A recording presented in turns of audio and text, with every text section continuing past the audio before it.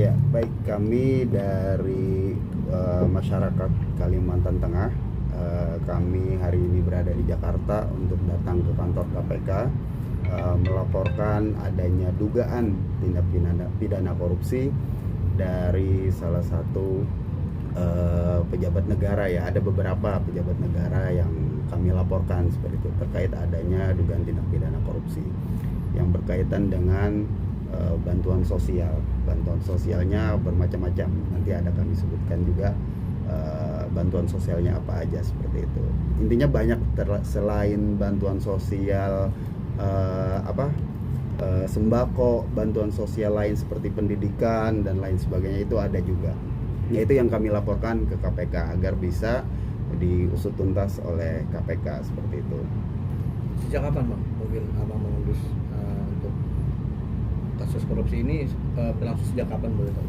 Ya, kasus korupsi ini kami hasil dari investigasi kami itu mulai Maret 2024 sampai sekarang, dan nilainya pun cukup fantastis karena kita ketahui 2024 ini kan musim pilkada, politik, pemilu segala macam. Nah, itu ada kaitannya dengan pemilu ini, khususnya pilkada ya gitu. Jadi rentan waktunya Maret sampai September itu berapa ratus miliar, lanjut lagi Oktober sampai sekarang itu lebih 2 kali lipatnya lagi yang dugaan kami itu menggunakan uang negara seperti itu ya, termasuk penyalahgunaan wewenang untuk korupsi kepentingan salah satu dari mereka lah seperti itu. Itu yang hasil dari data yang kami dapatkan seperti itu. Makanya kami mencoba melaporkan ini ke KPK seperti itu. Bang, bukti-bukti apa aja yang diserahkan ke KPK? Terus tadi diterima sama siapa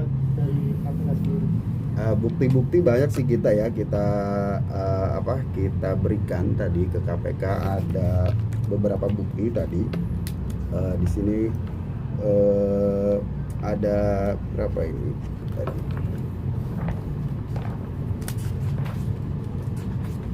sekitar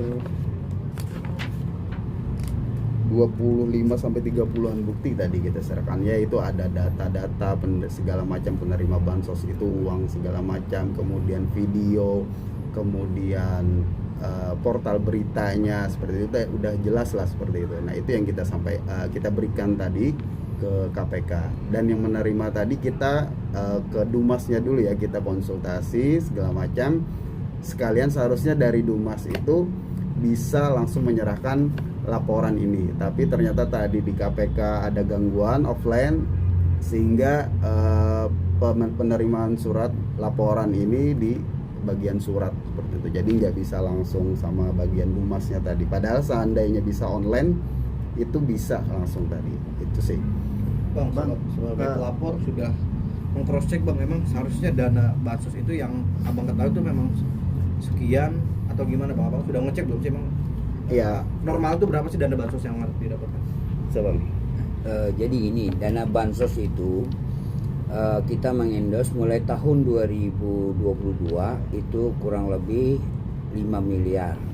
Kemudian di tahun 2023 itu naik menjadi 8 miliar sekian. Nah, ketika tahun 2024 yang sekarang Maret sampai September itu pengucuran dananya 219 miliar. Jadi jauh perbandingannya. Andai kata kita bandingkan, ini harus ada satu kabupaten yang seolah-olah ada tenggelam atau apalah itu, sehingga dana itu lebih besar dikucurkan. Ternyata setelah kita teliti 13 kabupaten satu kota untuk wilayah Kalimantan Tengah tidak ada yang seperti itu gitu. Artinya normal-normal saja. Berarti kami menduga dengan kucuran dana yang fantastis itu, maka ada penyalahgunaan wewenang di situ untuk bantuan sosial. Dan saya tambahkan lagi ya, dan bulan Oktober ini saja itu langsung 2 kali lipatnya naik tadi 300 miliar padahal dari Maret sampai September itu berapa bulan, 200 miliar saja. Ini cuman bulan Oktober ini saja nambah lagi 300 miliar. Jadi total itu hampir 500 lebih. Karena udah mulai masuk politik. Jadi korupsinya ini terkait penyalahgunaan kewenangannya itu. Karena ada unsur politiknya untuk memenangkan salah satu pasangan calon seperti itu. Di situ. Bang, dana bansos itu nyampe ke masyarakat full atau gimana Bang? Mungkin ada jadi audit sendiri gitu. Ya oke. Jadi sebagian memang ada yang full, tapi ada juga yang berkurang sedikit lah. Memang kurangnya nggak terlalu banyak sih, khususnya masalah beasiswa. Jadi misalkan dapat 2.500.000 ya beasiswanya, terus dia ambil 2.200.000. Seharusnya masih ada 300 kan, harusnya gitu. Tapi ternyata dicek sisa 100.000. Jadi otomatis hilang 200.000. Kali penerima manfaatnya 20.000 mahasiswa atau siswa, kali berapanya itu yang 200.000 kali berapa seperti itu. Akumulasinya memang kalau dihitung per orang nggak kecil sih ya, 200.000 sebenarnya kalau kita hitung. Tapi kalau kaliannya 20.000, 50.000 siswa dan lain sebagainya, itu kali item-item yang lainnya seperti itu. Nah itu kalau dihitung banyak juga uangnya gitu kalau kita hitung seperti itu. Bang, perkiraan kerugian negaranya sendiri berapa ditaksir? Nah karena ini kan menyangkut bantuan ini ya, bansos. Kalau kerugian negaranya itu memang kita nggak bisa lebih detail ya, tapi yang jelas yang kita maksud di sini penyalahgunaan wewenangnya itu. Nah ini ada nggak sebenarnya masuk dalam perencanaan seperti apakah ini hanya program dadakan atau gimana seperti itu? Kok bisa langsung fantastis angkanya itu ya? Kalau kita lihat bandingkan di tahun-tahun sebelumnya nggak sampai segini ya gitu. Ya normal biasanya aja. Tapi ini yang mau pemilu pilkada ini yang fantastis. Nah di situ yang termasuk korupsinya itu penyalahgunaan wewenangnya itu yang kita lihat. Nanti biar KPK lah yang mencari berapa nilai kerugian yang diambil, aliran dananya itu seperti itu. Itu biar nanti KPK untuk menindaklanjuti mencari informasi terkait itu. Sudah melakukan aduan juga ke BPK? BPK kita belum. Jadi kita masih ke KPK laporan ini seperti itu. Bang, ini kan kalau dibaca tadi kan adanya dana yang sangat mengejutkan ya, gitu kan, dari apa yang hampir 0,5 triliun tadi. Iya. Nah, dari dana yang jumlahnya cukup besar itu, apakah dari APBD sumbernya atau dari mana? Iya. Atau dari pemerintah pusat? Dana itu bersumber dari APBD semuanya. Jadi ada APBD, ada juga dari APBN ya, sebagian dari APBN tabungan ya. mahasiswa. Jadi ada dari APBN, ada dari APBD seperti itu yang digunakan oleh pejabat negara ini seperti itu. Abang sendiri mewakili masyarakat atau dari lembaga mana? Oh ya, kalau kami dari perwakilan masyarakat. Jadi ada bertiga yang melaporkan. Pertama saya, yang kedua Bang Karlan, yang ketiga ini abang yang satunya. Sama satu ada lagi yang berada di Kalimantan Tengah, cuman nggak bisa hadir karena ada kegiatan sesuatu. Boleh disebutkan organisasi masyarakatnya? Oh, kalau kami semua berprofesi sebagai advokat. Jadi kami semua advokat yang melaporkan ini ya perwakilan dari masyarakat, sekaligus juga kami tahu tentang hukum, pengen menegakkan hukum itu yang seadil-adilnya seperti itu. Jangan sampai hal ini kok nggak digubris seperti itu. Padahal kita sendiri sebagai masyarakat Kalimantan Tengah tahu nih ada masalah. Nah kita sebagai orang hukum yang ngerti hukum harus bertindak juga seperti itu, biar membantu penegak hukum yang lainnya untuk menegakkan itu. Tapi sebelumnya sudah menyurati atau memberikan kayak semacam somasi gitu oleh salah satu oknum mungkin yang diduga dicurigai.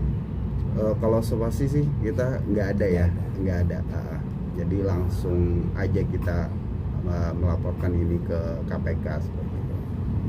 Oke, besar harapannya apa Pak dengan abang melakukan upaya pengaduan terhadap ke KPK? Mungkin tuntutannya Bang, mewakili warga sana, apa tuntutan Abang untuk terlapor ini Bang? Kalau kita sebagai warga negara masyarakat, kebetulan aja profesi kami pengacara. Jadi kami kalau bahasa somasi tadi tidak ada orang yang memberikan kuasa untuk seperti itu, ya kan? Karena kita warga masyarakat, kebetulan profesi kami pengacara.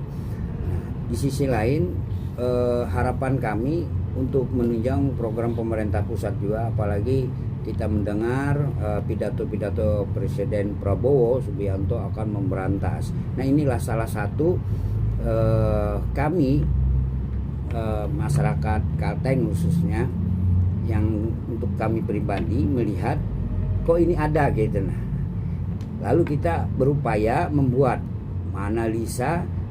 Nah, setelah itu kita ada menemukan juga ada pelanggaran kewenangan, karena tadi dari tahun ke tahun tadi kan. Nah, itu artinya salah satu juga membantu pemerintah pusat, khususnya dari pidato-pidato presiden yang lantang lah bahasanya kan, untuk pemberantasan korupsi ini tidak ada yang kebal hukum katanya kan. Nah, kalau bicara kebal hukum ini ya sulit kita, makanya dari hasil yang kami buat ini ada beberapa, salah satunya kepala daerah, kemudian ada dinas-dinas yang lain yang notabene jabatannya ASN. Nanti ada berapa orang yang diadukan ke KPK? Kalau yang kita adukan ada 11 orang. Oh, 11. Ada 11 orang. Apa aja ininya apa? Aduan. Jabatannya ya pejabat negara, pejabat ASN seperti itu. Publik ya. Pejabat publik semua ya. Ada juga yang dari Swasta. swasta. ada juga. Seperti itu. Swasta 1 orang aja sih, sisanya pejabat negara, pejabat ASN gitu. Tapi siap apabila nanti mungkin pihak sana merasa cemarkan mungkin nama baiknya, udah siap ada dengan bukti-bukti yang dipegang sekarang. Iya, siap aja kita, gak jadi masalah ya. Kalau kita bukti kita juga lengkap kan, itu wajar kita bagian dari demokrasi seperti ini kan.